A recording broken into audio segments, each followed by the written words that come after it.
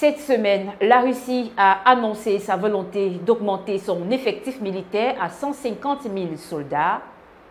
À ce jour, 15 divisions d'infanterie sont déjà formées par Moscou. 150 000 hommes qui rejoignent 150 000 autres formés déjà depuis 2023.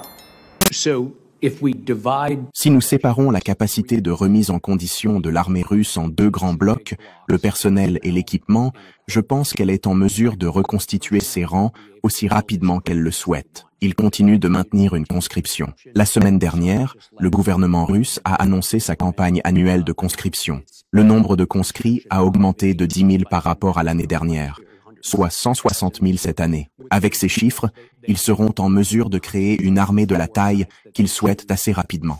Il leur faudra un peu plus de temps pour mettre en place le type d'organisation qu'ils ont déclaré vouloir créer après la guerre. Ils veulent disposer d'une armée d'environ 1,5 million d'hommes, comme ils l'ont annoncé. Ils veulent en déployer une grande partie à la frontière de l'OTAN et de l'Europe du Nord-Est. Il leur faudra un peu de temps pour y parvenir. Il s'agirait de quelques années. Cette annonce, faite le 3 avril dernier, vient ici davantage matérialiser et concrétiser ce souhait ou ce projet de Moscou à former une armée de 1 million de soldats. Une annonce qui est également débattue au sein des formations européennes. L'Union européenne a abordé cette question d'augmenter des effectifs militaires en Russie en craignant également sa propre destinée sur le terrain des hostilités.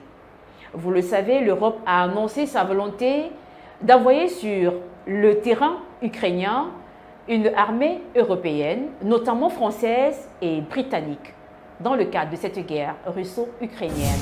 Nous sommes également prêts à exercer de nouvelles pressions sur la Russie en utilisant tous les instruments disponibles, y compris l'imposition de nouvelles sanctions, afin d'entraver sa capacité à mener une guerre d'agression et de fournir à l'Ukraine les meilleures opportunités pour assurer une paix juste et durable. Nous réaffirmons que les avoirs de la Russie doivent rester gelés jusqu'à ce que la Russie mette fin à sa guerre d'agression contre l'Ukraine et lui compense les dommages qu'elle a subis. Le général Kavli, un général américain, s'exprimant sur cette annonce faite par le Kremlin au courant de cette semaine, va indiquer que la Russie, dans ce contexte de guerre russo-ukrainienne, est capable d'augmenter son effectif autant qu'elle le souhaite et de s'armer autant qu'elle le veut. Car la Russie, pour le moment, en a les moyens et les capacités.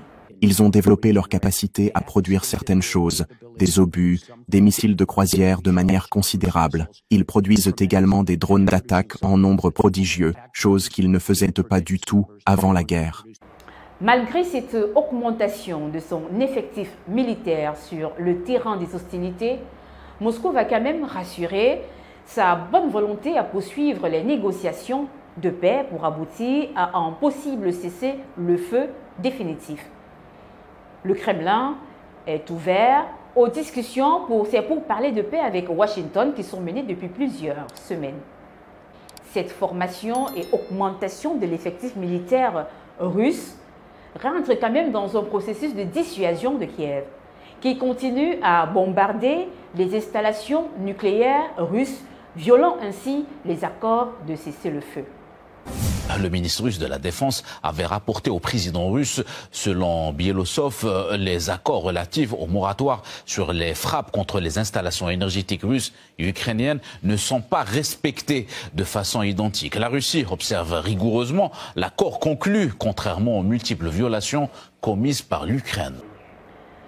Moscou reste ouvert aux consultations qui pourraient ainsi mener toutes les parties à un possible cessez-le-feu.